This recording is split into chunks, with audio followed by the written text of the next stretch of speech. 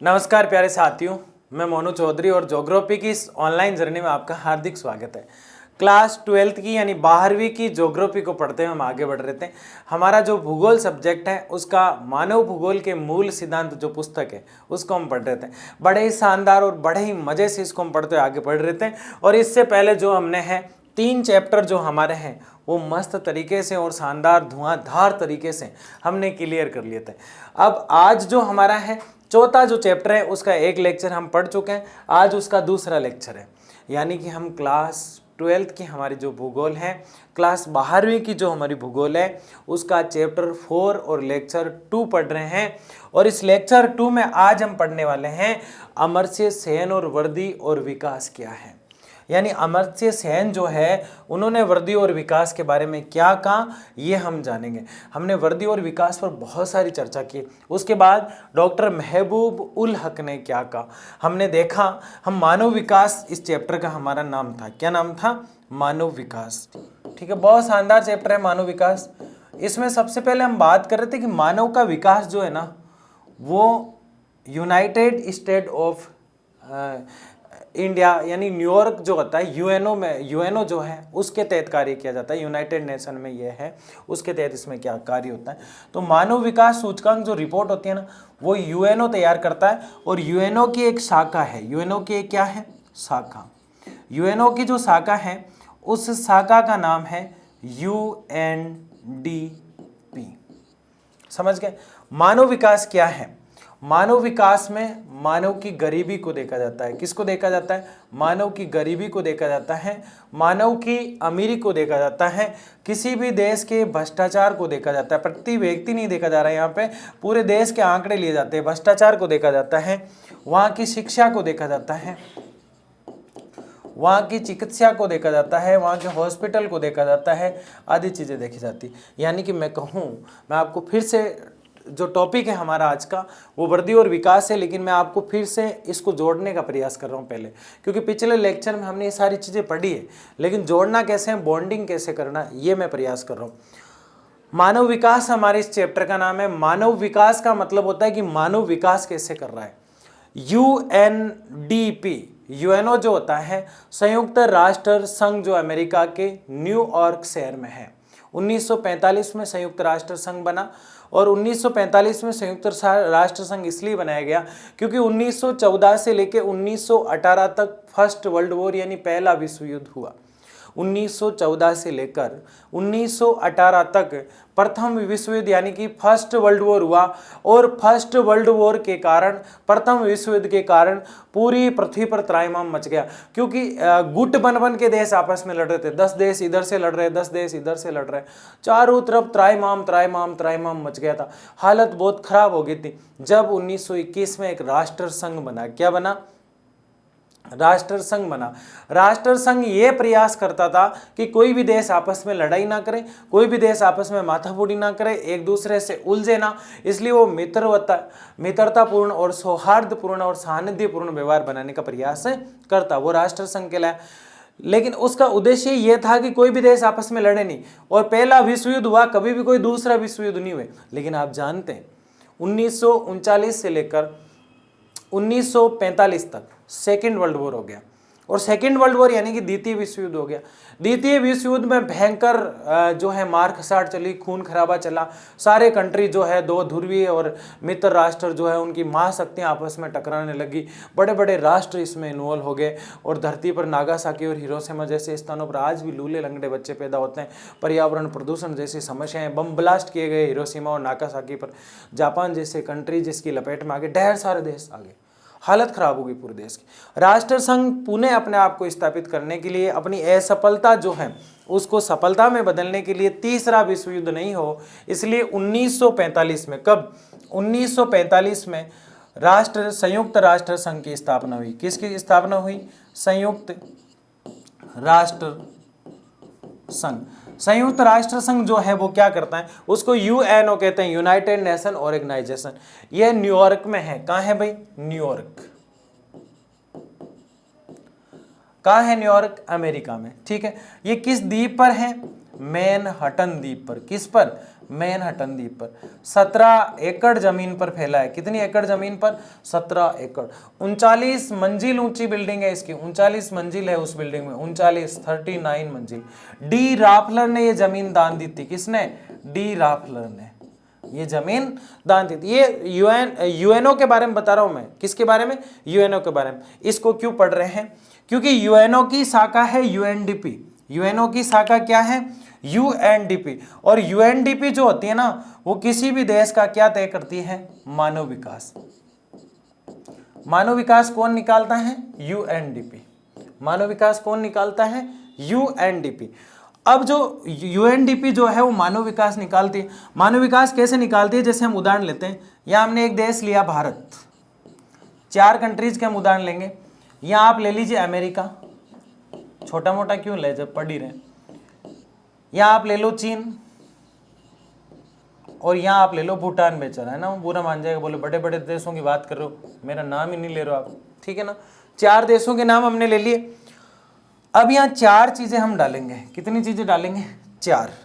सबसे पहले हर देश की समस्या जो है वो है गरीबी। गरीबी के आंकड़े लेंगे।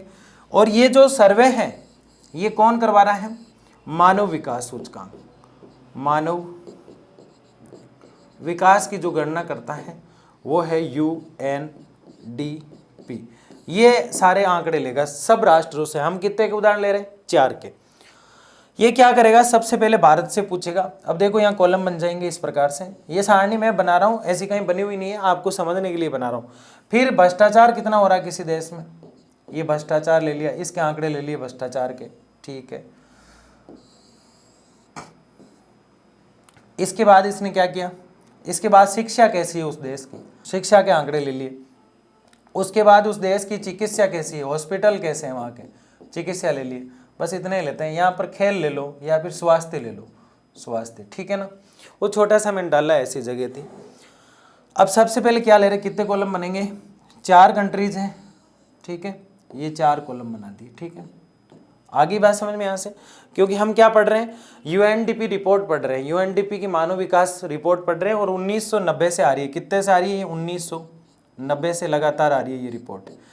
अब सबसे पहले भारत से पूछेगा कौन? यूएनडीपी। कौन पूछेगा कि आपके यहाँ गरीबी कितनी है? हम कहेंगे हमारे यहाँ भारत में जितनी जनसंख्या है उसका 20% हिस्सा क्या है? गरीब है, ठीक है। फिर पूछेंगे आपके भ्रष्टाचार, तो कहेंगे 10%। हालांकि 90 भी कह सकते हैं, है ना, इंडिया वाले, हम हैं इंडिया वाले, ठीक है, कम ही दिखाएंगे, अपने देश की बात है, ठीक है ना। शिक्षा यहाँ हमारे लगभग 70% लोग पढ़े लिखे हैं। चिकित्सा यहाँ हमारे 60% है, अच्छी है, मतलब 60% क्षेत्र में। स्वास्थ्य हमारे यहाँ सब बीड़ी सिगरेट पीने वाले लोग हैं, 50% ही, ठीक है। धूम्रपान करने वाले लोग हैं। ये आंकड़े आ गए ना सारे एक देश के, ठीक है। ऐसे ही इसने किसके निकाले? अमेरिका के। बोले आपके यहाँ गरीबी, बोले हमारे यहाँ गरीबी 1% है मात्र, बाकी सब अमीर है हमारे यहाँ। भ्रष्टाचार बोले 1%, ठीक है। शिक्षा बोले 70%। देखो ये बुरी चीजें हैं इसलिए माइनस में, वो अच्छी चीजें हैं इसलिए प्लस में, ठीक है ना। अच्छी चीजें हमेशा प्लस में होती है। चिकित्सा फिर यहाँ आंकड़े दे देगा। अब आप समझ गए। वैसे चीन का ले लिया इसने, मान लो 2% बताया, 4% बताया, कुछ भी ले लो, ठीक है ना। सारे कंट्रीज के ले लो। भूटान के ले लो। भूटान बेचारा बहुत कम बताता, बोले गरीबी, बोले हमारे गरीबी 80% है। कितनी है? 80%, बहुत गरीब देश है बेचारा। बोले भ्रष्टाचार, बोले 70%। बोले शिक्षा, बोले 20% लोग पढ़े लिखे हैं। बोले चिकित्सा, बोले 30% ही हॉस्पिटल है, 70% जगह हॉस्पिटल नहीं है। स्वास्थ्य बहुत बिगड़ा हुआ साहब, 35% लोग जो है उनका स्वास्थ्य खराब है, 80% जो भी हो। सारे आंकड़े किसने लिए? यूएनडीपी में। अब ये यूएनडीपी है, ये ऑफिस है, इसमें ये सारे कर्मचारी जो बैठे हैं सारी रिपोर्ट ले लेते हैं। क्या ले लेते हैं? सारी रिपोर्ट। अब इस रिपोर्ट का एनालिसिस करते हैं। क्या करते हैं? एनालिसिस, कि किस देश में सारी चीज़ें अच्छी है, वो 1 नंबर पे। तो देखो अमेरिका में सबसे अच्छी है, तो अमेरिका किस पे आ गया? 1 नंबर पे। फिर उसके बाद कौन से देश की है? वो 2 नंबर पे, जैसे भारत। फिर इसके बाद किस पे आए? 3 नंबर पे। मैं चाइना को तीसरा स्थान देने वाला था, मैंने सोच लिया। और फिर किसकी? भूटान। तो ये आ गई मानव विकास सूचकांक रिपोर्ट। ये 0 से 1 के बीच दिखाई जाती है, हम देखेंगे इसमें, ठीक है ना। तो ये मानव विकास सूचकांक रिपोर्ट है। मानव विकास कैसे हो रहा है किसी देश में, इस तरह से इसकी रिपोर्ट बनाई जाती है।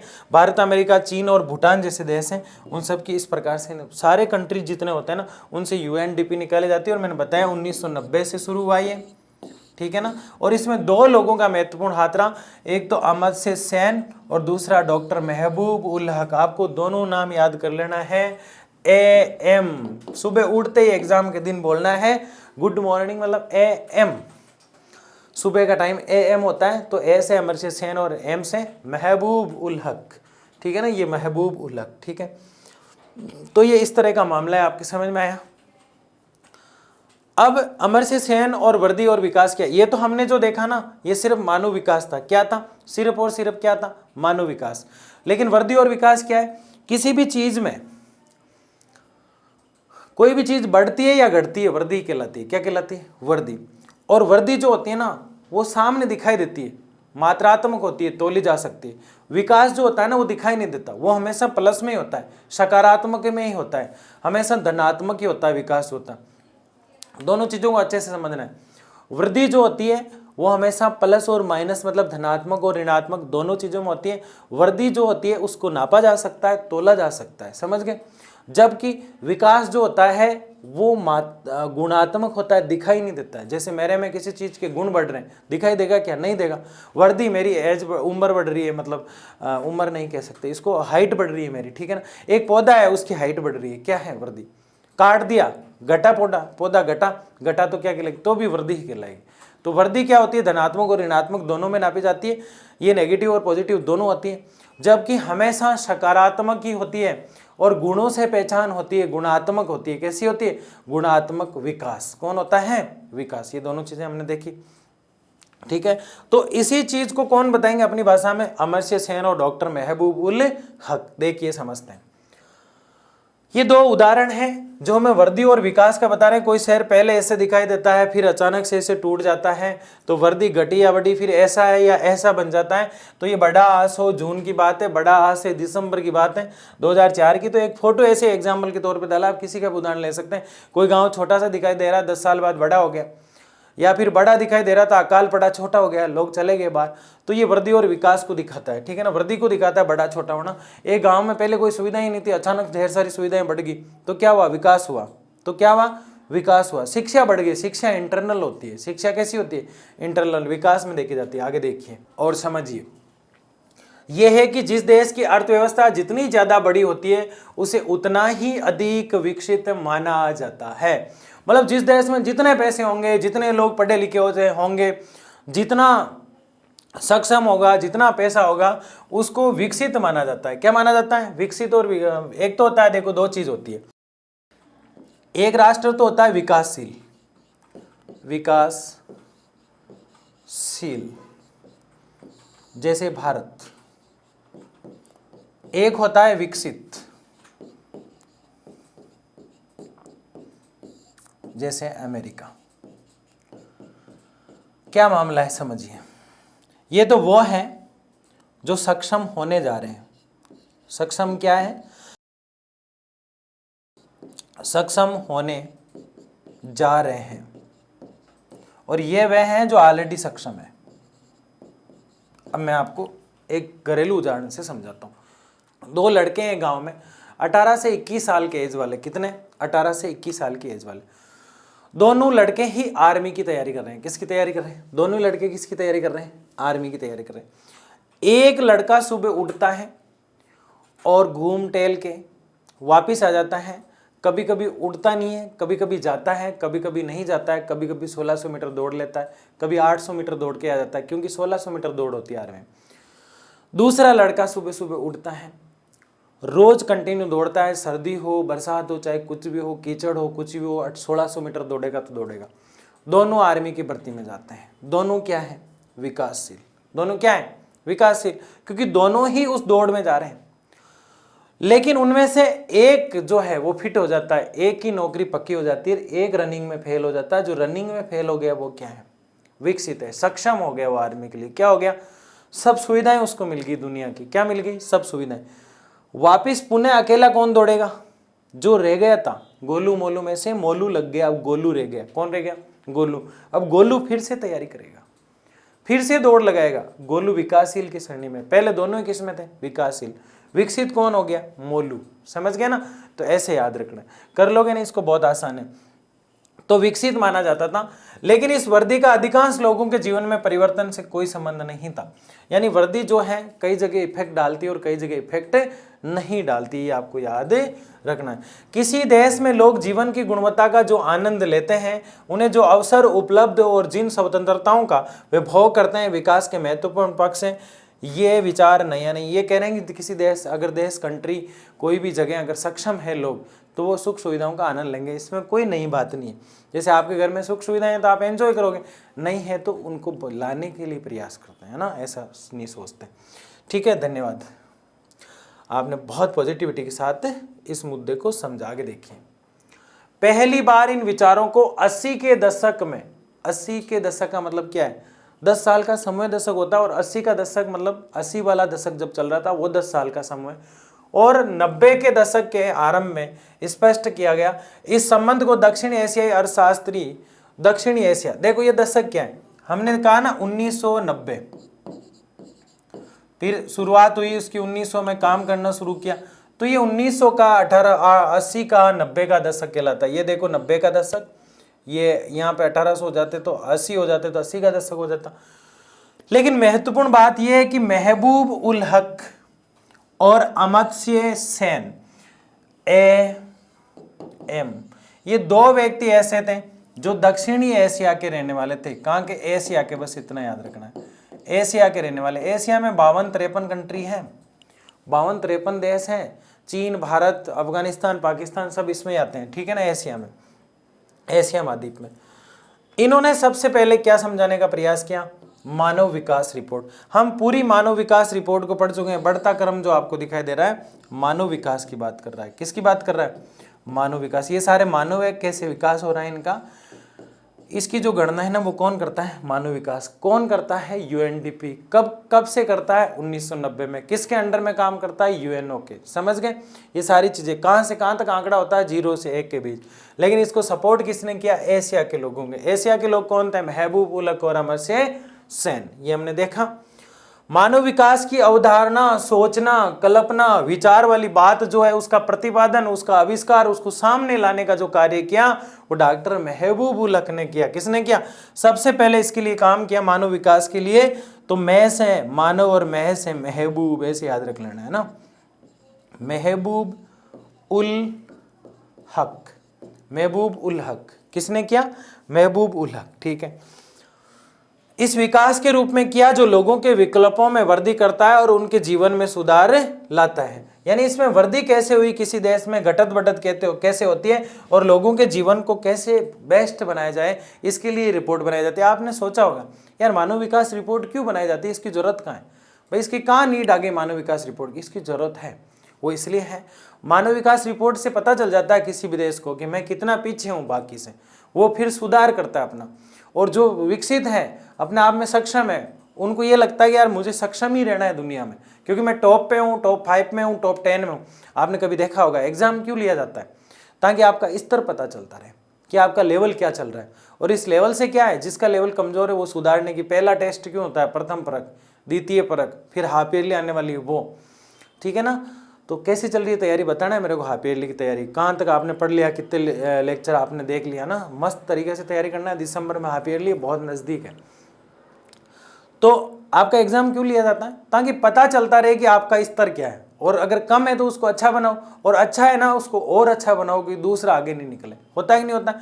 वैसे ही प्रत्येक देश में मानव का विकास कैसे हो रहा है, इसको जानने के लिए UNDP जो 1990 से रिपोर्ट निकालती हैं, उसमें यह देखा जाता है कि मानव का विकास कैसे होता है। भ्रष्टाचार, गरीबी आदि चीजों का आंकड़ा मानकर देखा जाता है। और ये प्रयास सबसे पहले महबूब उल हक ने किया। किसने किया, महबूब उल हक, एशिया के रहने वाले थे। कहाँ के रहने वाले थे, एशिया के। डॉक्टर हक ने हक दिलाया मानव का, क्या दिलाया, डॉक्टर हक ने मानव का हक दिलाया कि मानव विकास के लिए ये चीजें जरूरी है, ये अवेलेबल कराओ, इसको ये चीजें दो। और जब से लोगों के पास चीजें आने लगी, ऐसे विकास के रूप में उन्होंने समझाने का प्रयास किया। इस अवधारणा में सभी प्रकार के विकास का केंद्र बिंदु मनुष्य है। ये विकल्प स्तर नहीं है बल्कि परिवर्तनशील है। विकास का मूल उद्देश्य ऐसी दशाओं को उत्पन्न करना है नया जिनमें लांग सार्थक जीवन व्यतीत कर सके। सार्थक को पकड़ना है यहाँ पे, है ना। सार्थक जीवन केवल दीर्घ नहीं होता, जीवन का कोई और उद्देश्य होना भी आवश्यक है। इसका अर्थ है कि लोग स्वस्थ हो, अपने विवेक और बुद्धि का विकास कर सकते हो, वे नित्य समाज में प्रतिभागिता करे और अपने उद्देश्यों को पूरा करने में स्वतंत्र हो। दीर्घ एवं स्वस्थ जीवन जीना, ज्ञान प्राप्त कर पाना। देखो ये व्यक्ति क्या है, यहाँ से चला और एक दिन क्या बन गया, वकील, डॉक्टर, कुछ भी। इससे आप समझ सकते हैं इसका मतलब क्या हुआ। ये पैराग्राफ क्या समझाना चाहता है, इसका निचोड़ क्या है।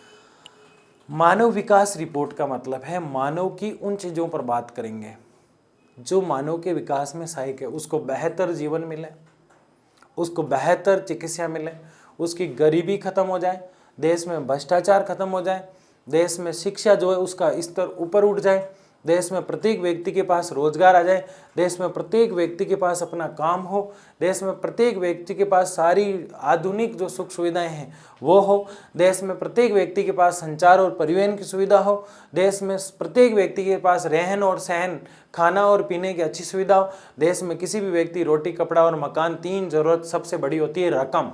रोटी, कपड़ा और मकान, क्या बोलते हैं इसको, रकम। तो तीन चीजें जो होती है, रोटी, कपड़ा, मकान, वो सब की आवश्यकताएं पूरी हो। और ये आवश्यकताएं किस देश में पूरी नहीं हो रही है और किस में पूरी हो रही है, इसलिए जो है रिपोर्ट निकालने का काम किया जाता है यूएनडीपी की तरफ से, और इसको मानव विकास रिपोर्ट कहा जाता है। और यह हक दिलाने वाला व्यक्ति कौन था, महबूब उल हक। कौन था, साथ में सेन साहब जो थे हमारे अमर्त्य सेन, इनका सपोर्ट कर रहे थे। आगे देखते हैं। डॉक्टर महबूब उल हक और प्रोफेसर अमर्त्य सेन घनिष्ठ थे। ये घनिष्ठ नहीं है, घनिष्ठ है ना, घनिष्ठ मित्र थे। दोनों बहुत अच्छे मित्र थे। अमर्त्य सेन ने कम किया वैसे, महबूब उल हक ने बहुत किया। महबूब उल हक की मेहनत है पूरी। महबूब ने बहुत कुछ किया, सेन साहब ने थोड़ा कम किया। लेकिन हक साहब जो सबका हक रखते थे, उन्होंने कहा मैंने महबूब उल हक मेरा नाम है, मेरा नाम ही हक है, इसलिए सेन साहब आपने चाहे कटिंग थोड़ी कम बनाई फिर भी मैं कहूँगा कि मेरे साथ ही खड़े थे और हम दोनों घनिष्ठ मित्र। देखो दोस्ती हो तो ऐसी, कौन कौन ऐसी दोस्ती निभाता है बताना। डॉक्टर महबूब उल हक और प्रोफेसर अमर्त्य सेन दोनों घनिष्ठ मित्र थे। इतने तगड़े मित्र थे, एक को छेड़ लेता दूसरा जाकर गुस्से में मार देते, धड़ाधड़, है ना। ऐसे नहीं करना है। एक को कोई छेड़ता है ना तो दोनों को समझाना है, लड़ाई मत करो, ठीक है। फिर भी जो छेड़ रहा है वो नहीं माने तो फिर आपको पता है इससे आगे गांधी जी ने कुछ कहा ही नहीं था। मित्र थे। डॉक्टर हक के नेतृत्व तो कौन कर रहा था, महबूब उल हक की। दोनों ने आरंभिक मानव विकास प्रतिवेदन निकालने के लिए कार्य किया था, दोनों ने मिलकर। यानी महबूब उल हक ने कहा भाई काम तो आगे तो मैं ही करूंगा, है ना।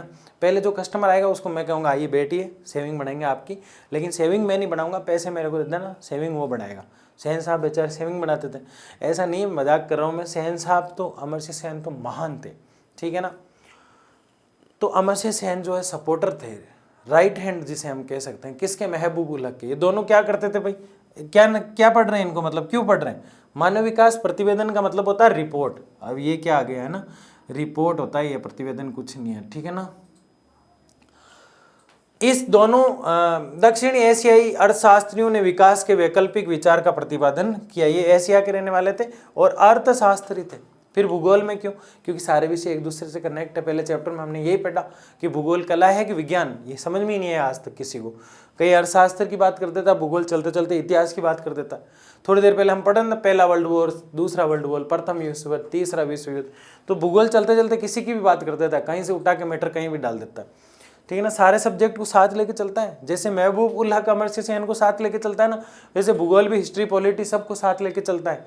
इकोनॉमिक्स, दर्शन वर्शन, सोशोलॉजी जो भी होती है, साइकोलॉजी वगैरह सबको। तो दोनों के नाम आपको याद रखना है। आगे देखिए।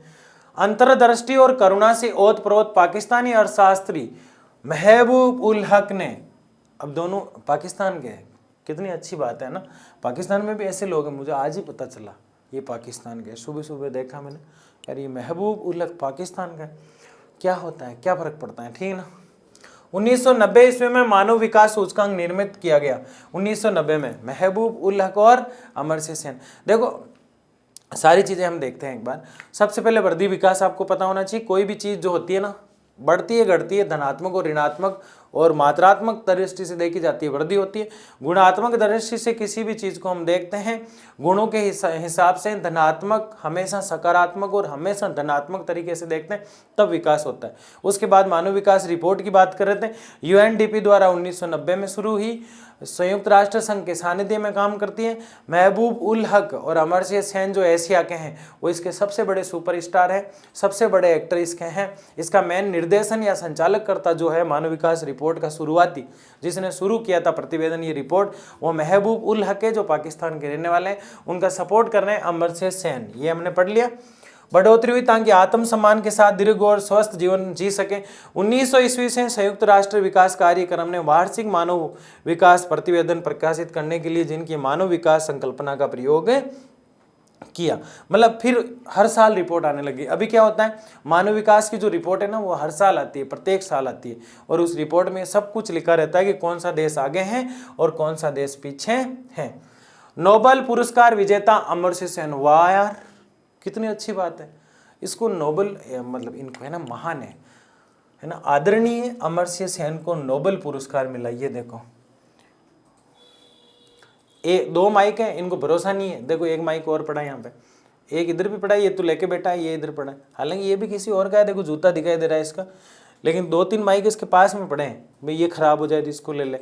अमर्त्य सेन बहुत महान थे, महबूब उल हक इनसे भी महान थे, और महबूब उल हक के पिताजी उनसे भी मानते, उनके दादाजी उनसे भी मानते हैं ना, ऐसा नहीं है दोनों ही मानते हैं ना।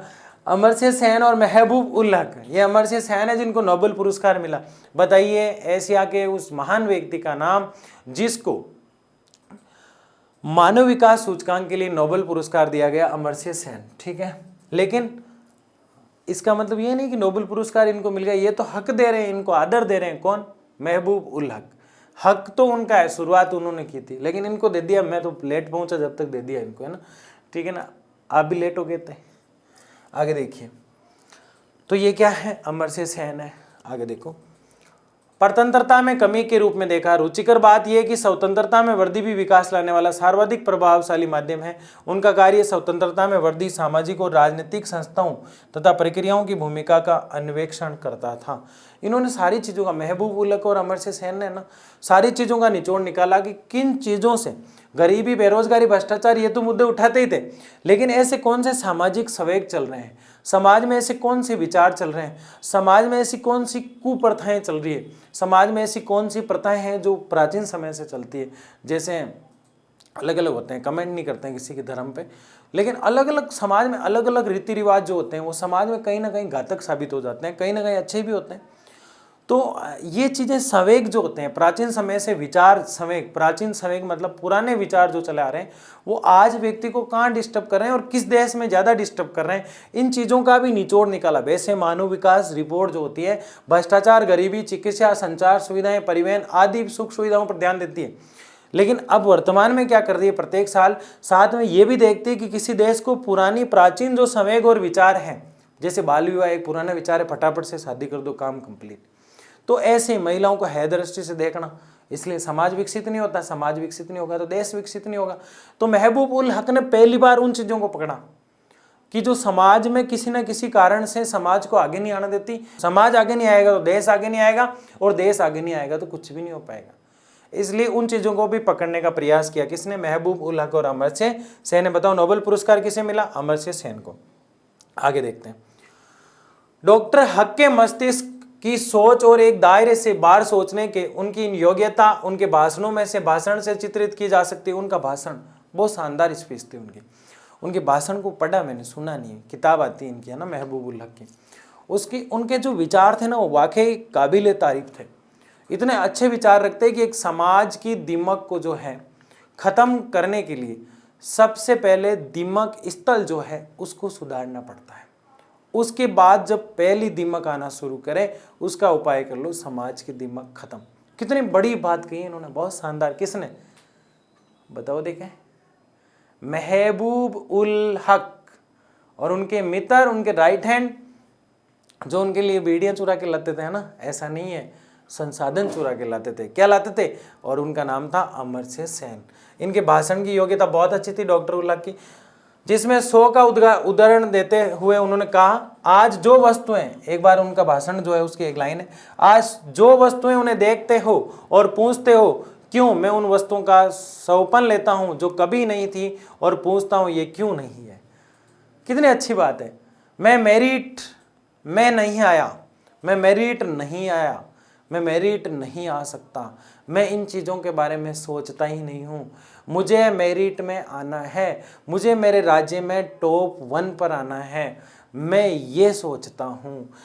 कभी नहीं ही थी, पूछता हूँ क्यों नहीं थी, वो क्यों नहीं आ सकता, मैं ये नहीं सोचता हूँ, मैं ये सोचता हूँ कि वो क्यों नहीं हो सकता है, उसके पीछे जो कारण है उसको ढूंढकर मैं काम करूँगा। बहुत बड़ी बात इन्होंने कही है, आप इसको बहुत अच्छे से पढ़ लेना है ना।